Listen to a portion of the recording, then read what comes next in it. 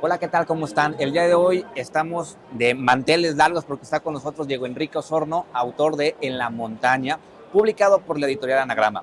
Diego Enrique tiene la particularidad de tener una mirada crítica y hasta cierto punto ácida, ya les platicaremos más adelante el porqué, de la justicia y la rebeldía. ¿Cómo estás, Diego? Muy bien, encantado de platicar aquí contigo. Es un gusto.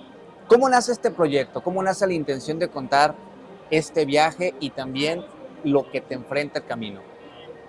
Bueno, yo recibo en 2021, en medio de la pandemia, la invitación del Ejército Zapatista de Liberación Nacional para acompañar una delegación marítima que va a cruzar el Océano Atlántico para iniciar un proceso de invasión, entre comillas, de zapatistas en Europa, para asimismo generar una serie de conversaciones y de encuentros entre zapatistas y personas, colectivos y organizaciones en Europa.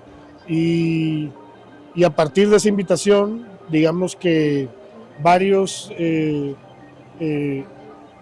varios momentos que me interesaban a mí explorar, registros que tenía de mi trabajo periodístico a lo largo de los últimos 20 años prácticamente, ¿no? Yo llegué en 2003 por primera vez a Chiapas, a territorio zapatista, a cubrir como reportero. Entonces, el viaje detona y activa mi memoria sobre mi trabajo con el zapatismo y mi propia también experiencia más personal en el 94, cuando ocurre el alzamiento, ¿no? Y bueno, el viaje literal del barco se va volviendo un viaje literario, un viaje periodístico en este libro.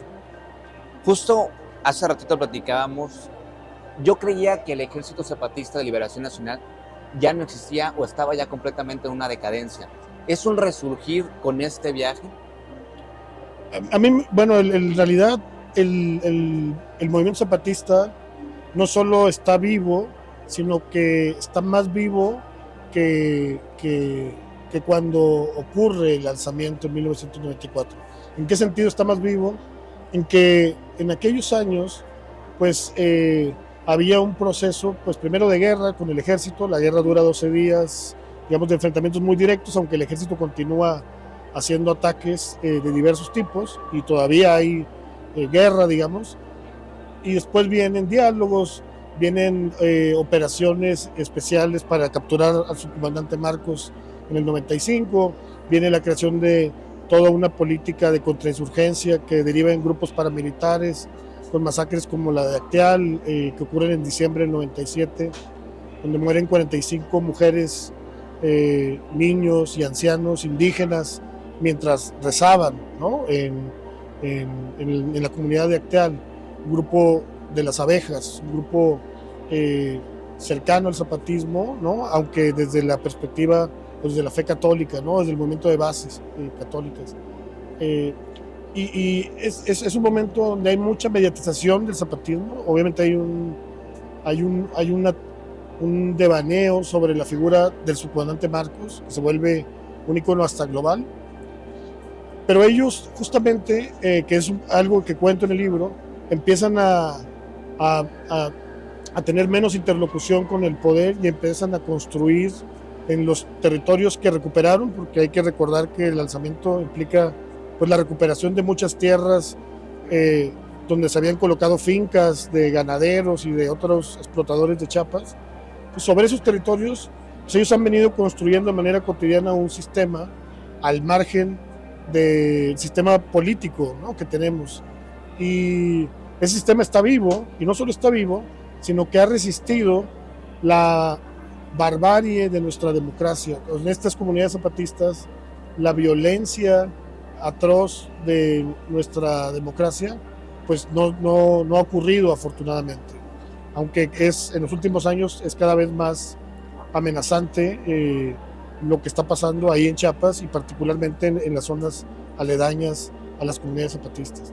Justo ahora con lo que dices, podríamos decir que en el norte hay cierta desesperación porque aquí también tenemos una entrevista a uno de los personajes quizás icónicos de la contracultura, si es que se puede llamar como tal, o de la cultura, y en el sur tenemos una especie de esperanza.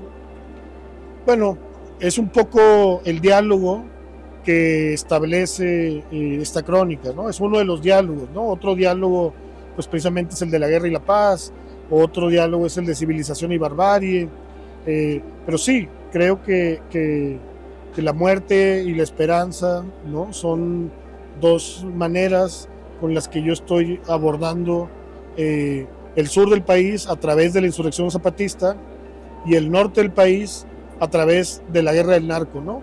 Que son los dos, para mí, grandes eventos de nuestra modernidad, ¿no? México entra a su periodo de modernidad económica, por lo menos, supuestamente, desde el 1 de enero de 1994. Han pasado 30 años y en esos 30 años la insurrección zapatista y la guerra del narco son dos de los procesos que a mí me parece marcan esta modernidad mexicana y son reflejados así como lo describes tú en el libro. Y ahora también, en esta parte que tú nos mencionas, ¿cuál fue el primer acercamiento, el primer contacto que tuvo este individuo contigo? Bueno, yo cubrí la guerra del narco como muchos periodistas, ¿no? Sin ser un experto en criminalística ni en grupos del crimen organizado, ¿no? Más bien me considero pues un reportero interesado en temas sociales, en temas políticos, sí con una mirada que luego se va inclinando hacia la rebeldía y hacia el poder y hacia la justicia, ¿no? Como que mis libros y mis documentales siempre orbitan en estas tres temáticas.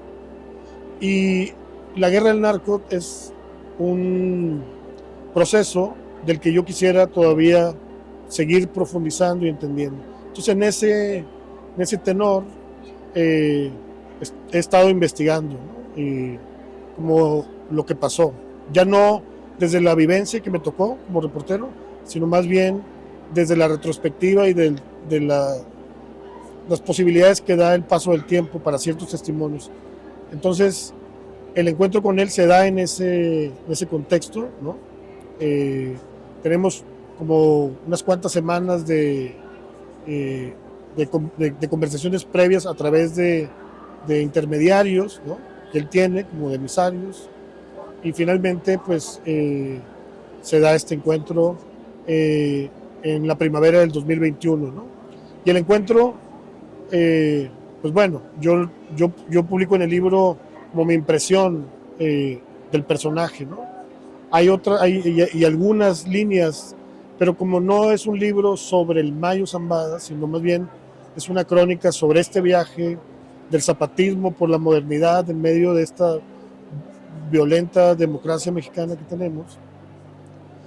Hay otras cosas que, digamos, sigo como procesando de ese encuentro de cara pues a un trabajo más específico que quizá pueda hacer en su momento sobre la guerra del narco. Justo es, o podríamos decir que es un agregado, por así decirlo, porque aquí el eje principal es el ejército zapatista. Es que, bueno, lo importante que hay que decir, yo ya leí ese libro, pero es que el encuentro con el Mayo ocurre un mes antes de subirme al barco, o sea, también en términos de estricto rigor cronológico, pues sí había también como una conexión desde ese punto de vista. Y en estos 50 y tantos días, si no me equivoco, ¿cómo fue la convivencia entre tu persona? Porque tú eras, a mi parecer, el invitado ideal.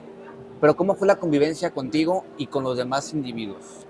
Bueno, para mí es importante siempre en este y en todos los trabajos que hago que como periodista obviamente tengo la función de investigar lo que pasa, pero también en mi manera de ver el periodismo y particularmente la crónica como género, uno tiene que sumergirse ¿no? en la realidad que está investigando, o sea, no nada más investigarla, sino tener una inmersión. Entonces traté de hacer eso y para mí tener una inmersión es pues estar con las personas y tratar de entenderlas más allá de los contextos, más allá de lo que yo estoy buscando, más allá de lo que yo quiero como periodista, sino la inmersión creo que implica tener como una cierta vivencia compartida, ¿no? Entendiendo obviamente el rol que les toca a ellos, a cada uno de ellos, porque pues había delegados zapatistas, había marineros alemanes, había una persona de apoyo, y había dentro de esas asignaciones o roles también como muchas diversidades en las personalidades, a pesar de que unos eran zapatistas, unos eran marineros, también cada uno tenía su peculiaridad. Entonces, para mí era importante como tener esa inmersión, y tener esa inmersión implica algo muy sencillo, que cada vez es más difícil de hacer en estos tiempos, que es mirar al otro y escucharlo también, ¿no? Es más difícil hacerlo en estas realidades como tan hiperdinámicas y de cierto ensimismamiento a través de las pantallas, pero la travesía oceánica, el aislamiento del barco, creo que también ayudaba pues, a poder tener esa inmersión de una forma más profunda, ¿no? Justo es esa parte, ¿no? El entender al otro desde los momentos de convivencia. ¿Qué has pensado después de convivir desde el 94, 98, comentabas hace un rato, hasta este momento sobre el Ejército Zapatista? Una perspectiva muy particular, pero ¿qué has pensado después de escribir este libro? Bueno, yo llegué a Chiapas en 2003, pero bueno, desde el 94 sigo el movimiento a la distancia, yo estando en Monterrey.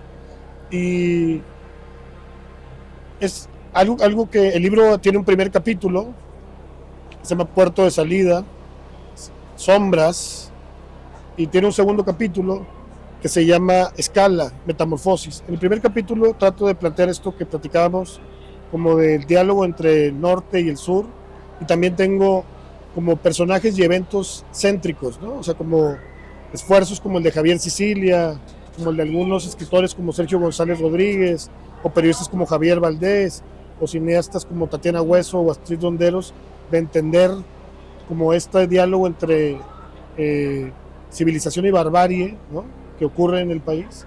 Está la metamorfosis, y es la explicación un poco de cómo pasó el STLN de ser un ejército indígena, o de ser solo un ejército indígena, a ser lo que es hoy en día, pues que es un sistema, es un movimiento que tiene un sistema de gobierno autónomo, que tiene muchas colectividades, que es más civil y pacífico que bélico, ¿no? Y el tercer capítulo se llama Mar Adentro Luces, y justo lo que trato de transmitir ahí, no desde un optimismo, sino porque el optimismo no es exactamente lo que me transmitió a mí el viaje, pero sí es de una esperanza que me transmitió precisamente el haber hecho el viaje en el barco con este grupo zapatista, ¿no? Y esa esperanza son esas luces que yo trato como de atisbar en medio de esta niebla, a partir de mi experiencia como testigo del viaje. Muchísimas gracias, Diego. Yo estoy encantado de este diálogo y no me queda nada más que recomendarles que lean En la montaña, publicado por la editorial Anagrama. Hasta pronto. LSF, letras que nos transforman.